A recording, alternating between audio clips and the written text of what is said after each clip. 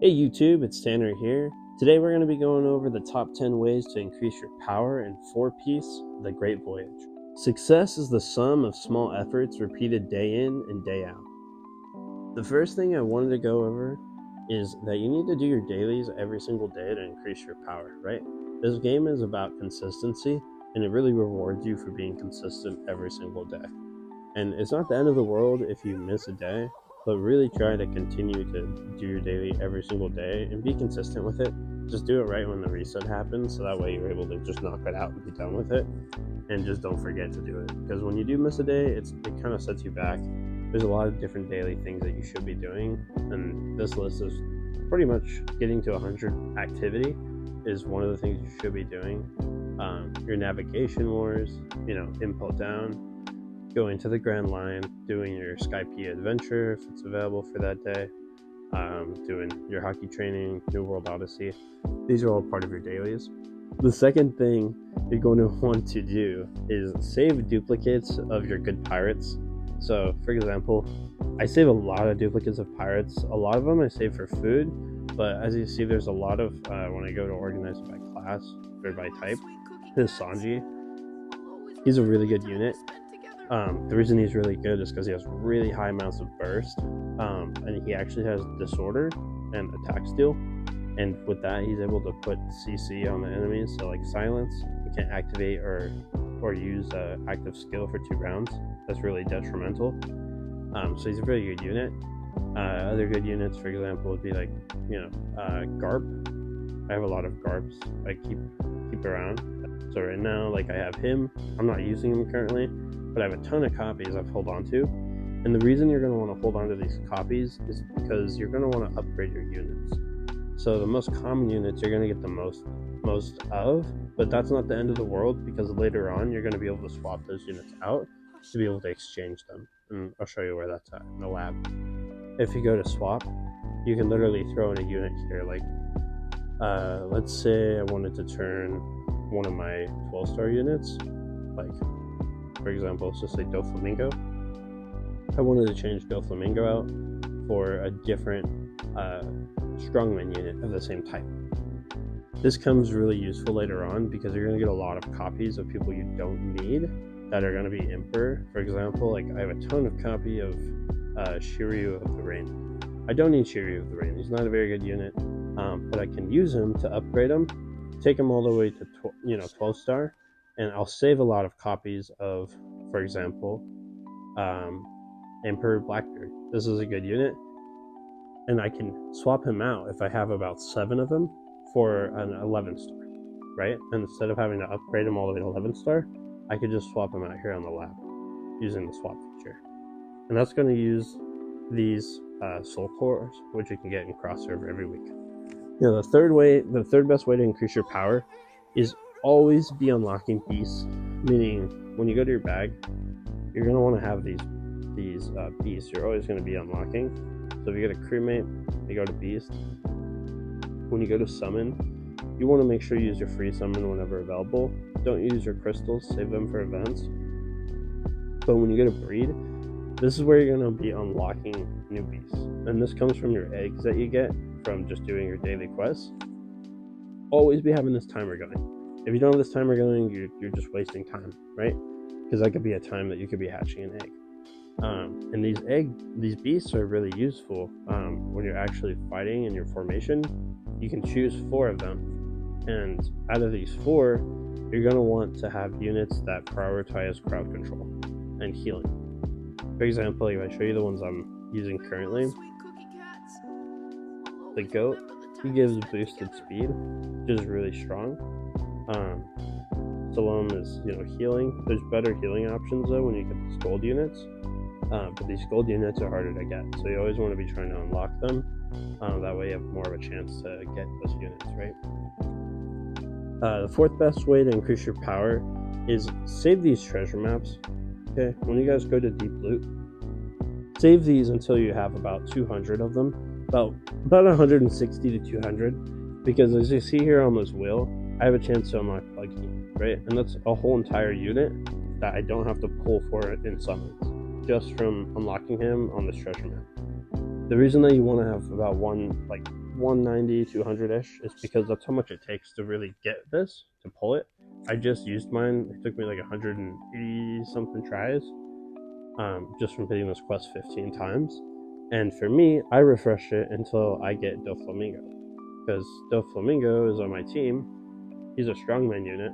He's kind of rare, but he's someone that you can actually get on treasure maps. So what I do is I just wait until I can target that unit. And don't be afraid to use this refresh. You get free refresh, but don't be afraid. It's only 30 gems. You can easily get 30 gems just from doing your dailies on your orders, from claiming these, and then, you know, refreshing this here until you get a purple or above. That's what I always do. Don't be afraid to use your gems on this. This is actually a worth use of your gems, because this is a free way to get purple orders. And with these, you're going to get a lot. Like right there, I just got 5 treasure maps, right? I got to wait 7 hours or 8 hours, but I'll be able to claim it. The 5th way to increase your power is save your recruit scrolls and save your summon crystals. There's a lot of server events that happen where it will ask you to summon a certain amount of times to get rewards. And those are very easy to win and come in first place on if you save your scrolls for those events, right? So your daily mission, it's only to summon 3 times. You can do that with the free friendship ones, or even with free scrolls, these ones. Just to complete your quest, you don't need to waste your scrolls, because you want to save those for the server events, because when you come in first, you're going to get a lot of rewards for that, right? This one, it wouldn't be too hard. I would probably have to buy the extra quick battle thing in order to come in first. In some cases, it might be worth it. You just want to look at the rewards. So in this case, it would be for 10 of those treasures, 1,000 gems, and 2 of these purple amethysts. Pretty good rewards, but for coming in 2nd place, I'm only getting two less of 1 less crystal, 200 less gems, and 2 less treasure maps. So it's not that bad. So just coming in 2nd here would be worth spending the amount of gems you need on it, or getting the pass to get the extra attempts. Might be worth it. And that's one way to increase your power, to have extra materials, right? The 6th thing you're going to want to do is max what you buy in the shop every day. This is super important because this shop resets every day. For me, it resets at 7. We just had daylight savings times go back, so now it's I think at 8. Because it's like 7 something right now and it hasn't reset yet. But with the shop will reset daily, and you can get a summon scroll for only 25 gems, right? This gives you a 10 pull every 10 days, and if you save it for these events, you'll have hundreds of scrolls to pull by the time there's an event, right? This you'll want to buy every single day. If you don't get a lot of hero recruitments, you find yourself having a lot of gems, I think it's only worth it if you buy something that's about 70 or 80% off. 60% I don't think is worth it too much, so I skip out on those. These units are good just for getting food, so I'll buy these. They'll reset. You can physically reset it for 5,000 in order to get multiple copies, but it's going to cost a lot to do that. Mainly you're going to want to go here. So this is the skill shop, and this is for your fruits. This is the most worth thing to do every single day. You get 20 refreshes, so you can check back here every, it tells you how long. Right now I have 36 until another free refresh, but you want to look through here because these fruits are really important for upgrading your power and increasing your team. And so you want to target whatever fruit you need, but I always try to get these every day, so I always do that. So the 7th thing you're going to want to do to increase your power is look at your server events to win easily or for cheap amounts. So for example, like what I was talking about before, just to go more in depth, for this Blitzmaster event, it ends in 5 days. It's all about quick battles. In order to do more quick battles, you would have to buy this pass, right? So if I go over here, I go to quick battles. I've used all my quick battles for the day. You can actually go to the shop, and if you are a light spender on this game, it might be worth it for winning an event to win something specifically that's going to help you get more power for your team. And so like looking here, this is for beast training, but the one you're going to want is for quick battle. So 3 raids daily, plus a free summon and freebies. It's $4.99. If I wanted to win this event, I would buy that. I'd get the extra attempts daily, and then that would allow me to come in first and then get the rewards for coming in first instead of second. For me, I think it's worth coming in second on this one specifically and not spending the money on it. But if I spent less or I spent more, I can determine if it's worth it or not for me. That's completely up to you guys. But you can see here, this guy's kind of like number 2 right now. We're all tied. So it's going to come down to pretty much doing it on the last day before reset. Number 8 is Great Summon. When you go here, you're going to get these scrolls. They look like this. These are hero recruitment orders. And you can use these in the Great Summon, right? Here you can pull for one of these types, right? You have Strongman, Pirate, Straw Hats, and Emperor/Marines, right? For the Emperor/Marines, when you look at it, the rate to pull these guys is really low. For example, a random one is about 3.75%. The other ones are very, very small. When you go over here to, for example, for Strongman, there's a lot of good Strongman units that are good for free to play. It's a 15% chance to get a random, right? And then broken down, this is the percentage within that 15% for each one. So some of the better units that are harder to get, being Doflamingo, Emperor Bocock, or Bo Hancock, geez, I'm butchering her name. And when you get these, you're going to get these crystal points. It's good to save those because when you're looking to upgrade a specific unit, for me, Doflamingo, I need. So for example, I would just take like someone I don't really need, try to refresh it to get someone I want.